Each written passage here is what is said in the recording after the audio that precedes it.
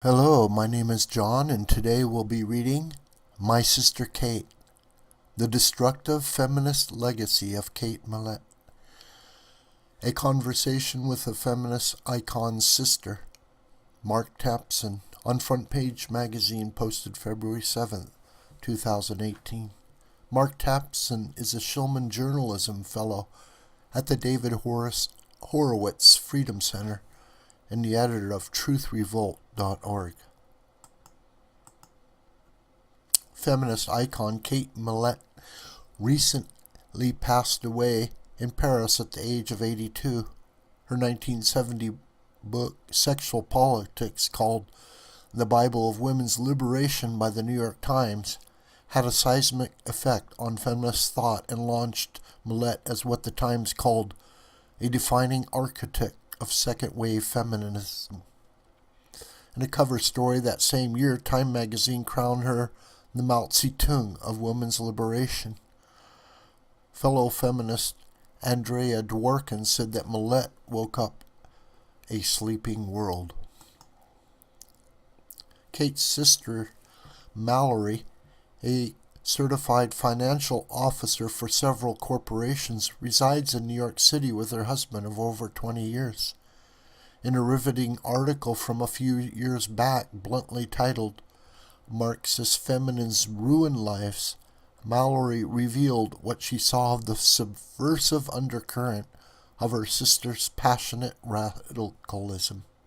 Asked for her thoughts on Kate's legacy, Mallory shared her personal responses which follow. Mark Tapson: Your sister was an icon of female empowerment, but what do you think the reality of feminism has been for generations of women since Kate helped launch the second wave of the movement? Mallory: How bizarre it is to have to argue the obvious, to have to prove over and over again what is self-evident, so let me be as offensive as I possibly can. Men are men and women are women. They are essentially different and designed for a natural division of labor. Period.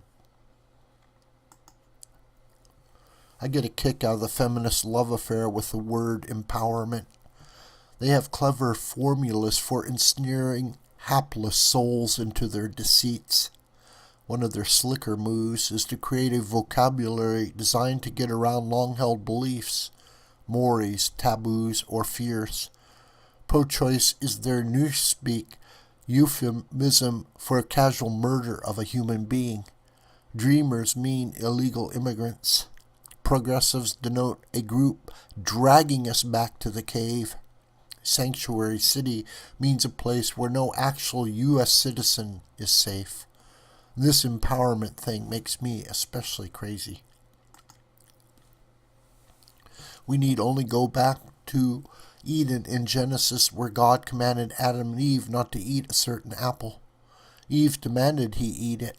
Adam obeyed Eve against the will of God himself. That's not power. It only proves that man will do anything to please woman, even if it means going against the wishes of his almighty creator. The point of the story is not that woman is evil, but the woman is all-powerful and definitely runs the show. Woman sets the boundaries. Man is lost if he is surrounded by bad women. My West's famous double entendre is so appropriate. Women go wrong when men go right after them. When women go wrong, men go right after them. The Genesis admonition to women is to be careful of your influence over others because you already innately wield great power. Actually, if we believe the Bible, all the power. Having had that power, feminists were so greedy for more that they destroyed our society in order to prove they were exactly like men. In doing so, they have destroyed the American family and our children, which has resulted in the demolition of society. We are now in a world where Satanism is on the rise, where judges are removing the Ten Commandments from city squares, where abortion is a mere trifle. We allowed the late atheist activist Madeleine Murray O'Hare to remove prayer from the classroom, and Kate Millett to remove mommy from the home. Deadly combo.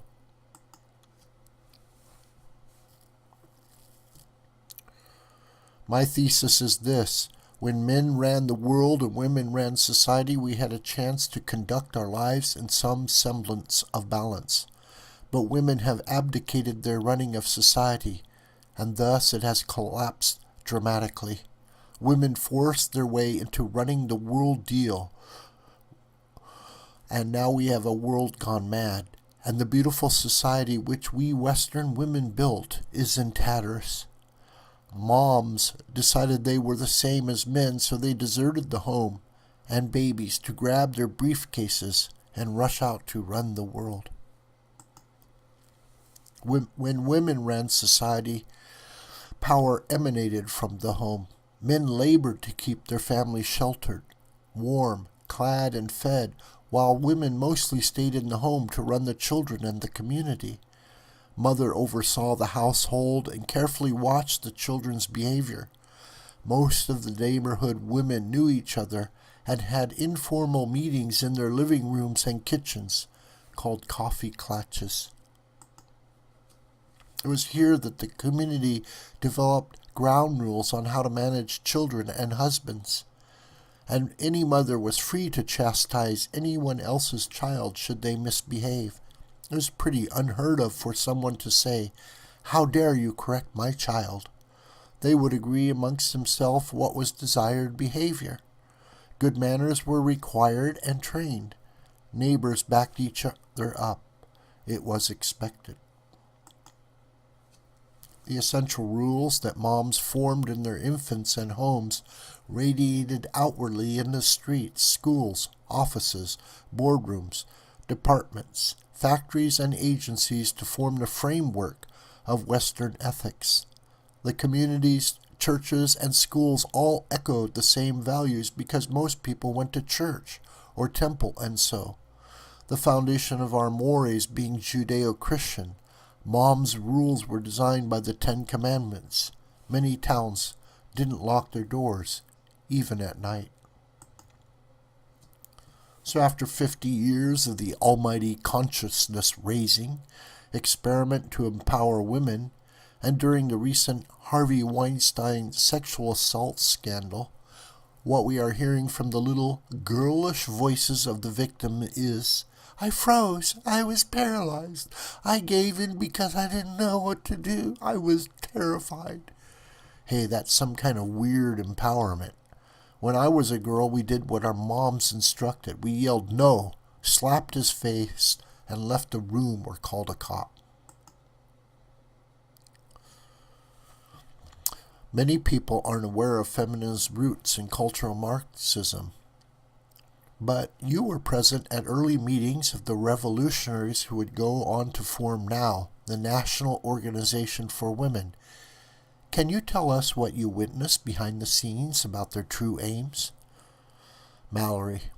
In 1969, I attended consciousness-raising sessions in New York City with my sister Kate, where a group of 10 to 15 women sat around a long oval table and plotted the new feminist movement and the founding of NOW.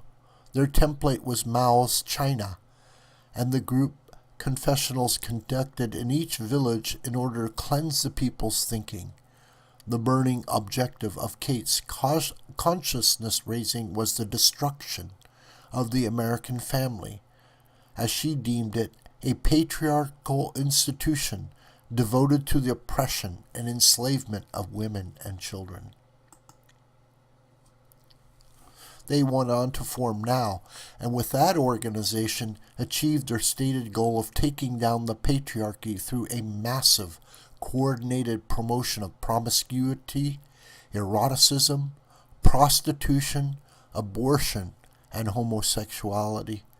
Their proposed method was to infiltrate every institution in the nation, the universities, the media, primary and secondary schools, PTAs, teachers' unions, city and state governments, the library system, the executive branches of government, as well as the judiciaries and legislatures. One of their most desired results was the smashing of every taboo in Western culture. Imagine that. Think of that alone. The normalizing of every taboo.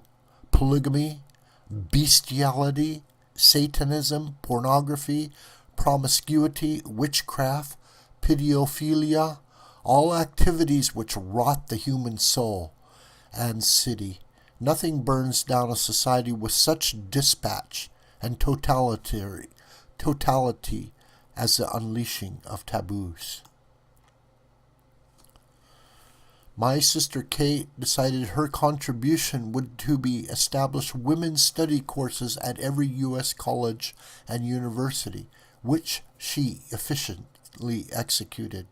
On examination, these courses emerge as nothing more than Marxism 101. Kate taught that the family is literally a slave unit, with man as the bourgeoisie and women and children the proletariat. 2 of her own books were required reading. In these classes, young girls are conditioned into murderers who will dispense with their own precious unborn child as readily as a dirty Kleenex, without a twinge, because it's my body. I can't hear of the 70 million Americans killed before birth without a catch in my heart. Over Kate's role in this, she taught girls to be an outlaw. Be a damned outlaw, 'cause all the laws were made by evil white men. Be a slut, and be proud of it. Now we have girls parading around with the word slut emblazoned across their t-shirts. Orgies? Absolutely. Try everything. There are no rules. So the woman whose job it is to construct the basic rules threw them all to the wind. Then she ran away from home, and from any babies she didn't kill, in order to run the world. We've had women running the SEC, the Secret Service, the IRS, the DNC, yada, yada, yada. They run so many things now, and a great many are under investigation, with one female head of department after another either lying or refusing to answer legitimate questions being asked by the people, i.e. congressional committees. Aren't public officials required to answer to the people? Be an outlaw. Be a damned outlaw. So they infiltrated every system and department in education, media, entertainment, government, justice, Wall Street. You name it, and they're there. For decades since they started their stealth invasion, the father in every sitcom has been debased and most of all, clueless. I am dumbfounded at the efficiency with which these women recruited others and wheedled their way into everything in 50 short years. Oh yes, woman is one hell of a powerful force. Now we have a nightmare army of militant feminists. Lois Lerner, Susan Rice, Loretta Lynch, Sally Yates, Debbie Wasserman Schultz, Huma Abedin, Nancy Pelosi, Oprah Winfrey, Samantha Power, Elizabeth Warren, Cheryl Mills, Maxine Waters, Donna Brazile, plus the main outlaw, Hillary Clinton, lying and obfuscating us into chaos. That's what outlaws create, chaos. Today, 60% of babies who escape abortion are born outside of marriage. On top of that, they are miserably reared, thrown into child care shortly after birth, with not only a lousy education, but a miseducation in classrooms infiltrated by Mao, Che Guevara, Fidel Castro, Howard Zinn, Noam Chomsky, Marx, and Saul Alinsky, rather than reading, writing, and arithmetic, American history, and civics. Our children now score poorly compared with other countries, whereas before the feminist experiment, we led in almost all categories. In 1964, we had 90% literacy and 5% illegitimate births. We now score shockingly low on literacy.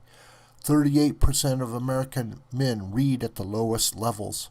Only 11% of men and 12% of women are proficient readers, and of course, those out of wedlock births at 60%. I would say that raising several ill-prepared fatherless generations of slackers, meth and opioid users, porn dogs, disheveled rockers, and illiterates speaks poorly of any degree of empowerment in parenting. Most parenting is done by absent single women, since 2/3 of mothers are raising their youngsters outside of marriage. So we have the filthy clothes, 10 o'clock shadows on guys, shocking grammar, plethora of tattoos, sullen misfits in torn, filthy clothing, listening to violent, hate-filled so-called music, entitled attitudes, and non-existent manners say it all. Empowerment? Why, the facts scream that feminists are 2 generations of the worst ever educators of Americans' children. In what manner does this speak of empowerment? Women, by your fruits you are known. And those fruits didn't come out of your briefcases. MT. In obituaries upon Kate's passing, the news media wrote largely glowingly of her influence. But what do you think the good and bad of her feminist legacy has been, Mallory? As I scan the wreckage of our beautiful America, knowing that my own sister was in great part responsible, I feel as if my heart has been kicked down the stairs. So on pondering this question about the good and bad of militant feminism, it reminds me of the joke in which the reporter asked, "Other than that, Mrs. Lincoln, how did you enjoy the play?"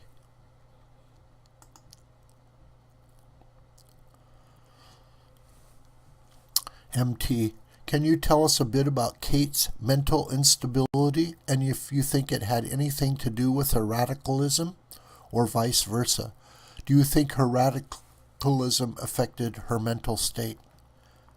Kate was mentally ill for as long as I remember. She was 5 when I was born, and our elder sister Sally says that once I arrived, Kate was hanging over my bassinet, plotting my murder. We shared a bedroom from my birth. From my earliest memory, I recall trembling from the vibrations of her insanity. She was the most disturbed, megalomaniacal, evil and dishonest person I have ever known.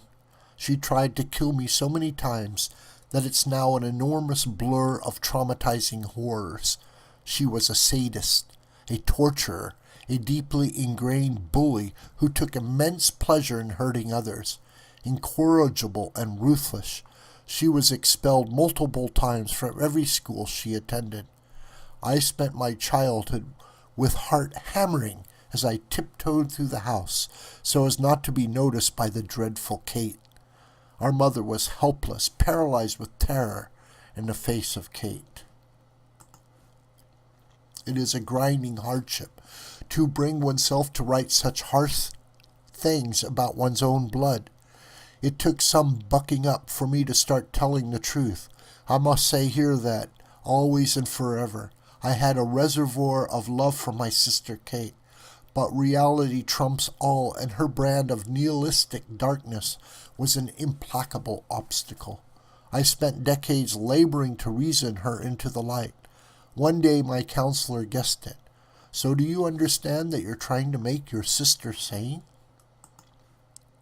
"I know," I said, thinking of her stiff smile, which was never real. Her smile, that chilling kind in which the mouth is rigidly arranged into a smile shape, showing all the teeth. But it's obviously a joyless mask. If only she could be happy. If only she could cease being so agitated and miserable. "You cannot make that happen," said my advisor. "We cannot talk another into sanity. That's entirely up to her." What can I do?" I pleaded. "Sometimes you just have to leave the room." I understood in a flash that, so loyally attached to her was I, it had never occurred to me I could actually, simply, leave the room. Kate announced her atheism very early on, and the vacuum created sucked in even more corruption. Lying, stealing, fury, and domination of others. If God and the afterlife are abandoned, then you're going to be cranky, morose, generally angry, and it's simple to toss out the Ten Commandments. I would venture that her mental instability created her affinity for the atheism of Marxism. To quote Dennis Prager, "My belief in God and the afterlife keeps me sane." The thought that just this life is all there is would mean that life is random and pointless. It means I will never again see those I love. This would drive me mad. I don't see how it would drive anyone mad who cares about suffering and who loves anyone. So is there an afterlife? If there is a God, of course, there is an afterlife. Most everyone on the left is atheistic, depressed, dark, and miserable, and they want us all to be miserable. Winston Churchill said, "Socialism results in the equal sharing of misery." They detest happiness. Nothing makes them more miserable than another's happiness. There is no more comedy. Since they swooped in and took over Hollywood and Broadway, everywhere you search for comic relief is dark, dark, dark. Surf through 200 TV channels and it's grim, grim, grim, and then there's a dismemberment. Our entertainment has become death, terror, horror, and filth. Americans were funny people, funniest in the world after the Brits. First they lost humor and then we followed. Tina Fey, major funny killer. Lena Dunham, a disgrace. Saturday Night Live, David Letterman, kill me. Just shoot me. I love the term femme-Nazi, as these humorless women are, indeed fascists, killers of faith and society. So many people think the rise of women and the evisceration of our culture are somehow coincidental, but it's been calculated and deliberate. It's the only way America can be fundamentally transformed into a Marxist test tube to dazzle the world. It's the result of hate, hating God, hating life, hating society, hating men, hating babies, hating history, hating our fathers, hating our families, hating our white male founders, hating happiness, hating heterosexuality, hating Western civilization. Is this not madness? I was with them at that table as they founded the women's movement, and now.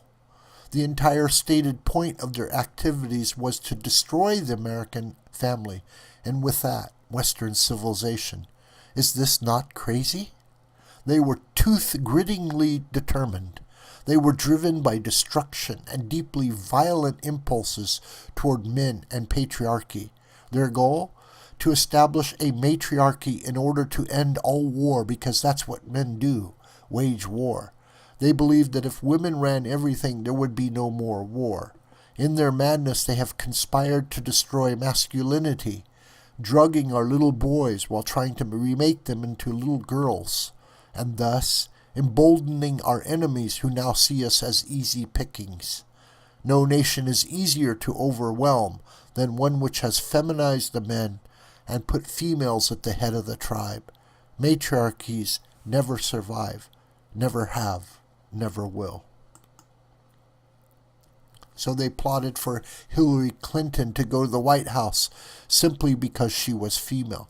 She is a proven liar, a persecutor of her husband's sexual victims, a woman whose campaign for president was remarkably incompetent. Yet they were certain, still are, that she was up to running America and to be the leader of the free world. She couldn't even run her own campaign, but that didn't matter to Kate and her pals. She was a woman, and that was enough. Is this not sexism? Is this not madness? Kate's life story is a saga of our family desperately trying to have her involuntarily received into a mental institution where they may have helped her. She vividly chronicles most of it in 2 of her books, Flying and the Loony Bin Trip. Over and over, our elder sisters, Sally, our mother and I, and various nephews and nieces endeavored to have her hospitalized. This was especially true after an incident when I was trapped alone with Kate in an apartment in Sacramento for a week, and she didn't allow me to sleep for 5 days as she raged and ranted, eyes rolling in her head, frothing at the mouth, and holding chats with little green men. Not knowing a single person in Sacramento, I had nowhere to turn. Too terrified to go to sleep. I wasn't sure she even knew who I was, but I could imagine a butcher knife thrust into my back as I slept. Big Sister Sally came from Nebraska to rescue me. After that, there was enormous effort by the family, wherein we all took Kate to court for legal commitment in Minnesota. She hired a male feminist hotshot New York lawyer and managed to swim back out in the world to hurt, menace, and harm ever more people. When Sally called last September to say Kate dropped dead in a Paris hotel room that morning, I was flooded with such indescribable relief that she could no longer spread her filth, lies, and misery, nor could she go on threatening the lives and safety of others. Once she wrote an entire book describing her deep passion for her lover, Sita. Sita's response was to kill herself. My biggest anxiety about Kate has always been that one day she would take out a family of 5 on the Sawmill River Parkway, as, laced with liquor, wine, lithium, marijuana, and God knows what else, she hurtled, ranting and raging up that difficult road. For many years, I have braced for that call in the night. She had enablers everywhere. She was worshipped on all 7 continents.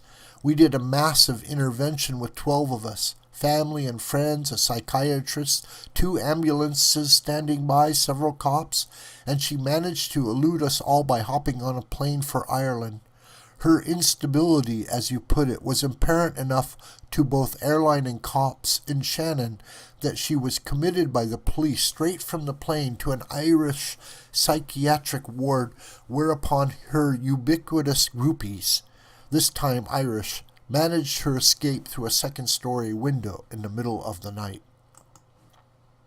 Without a doubt, over time, once she became enmeshed in the larger group of leftist activists around the world, her madness, buoyed by their lunacy, became even greater and more impossible to penetrate. Their groupthink is so dense, so full of lies. The vocabulary is so deceptive and intricately designed to brainwash that just to witness it and their interactions from a distance is beyond alarming. After we buried our mother, I never spoke with Kate again, as I'd finally come to accept that there is no honest communication with this mental illness that is today's liberalism. Finally, I left the room. This video is a production of the School of the White Crane. My name is John Brooker, and you can communicate with me through commentary on this video or through my email listed below. Please share this video with family and friends and on social media.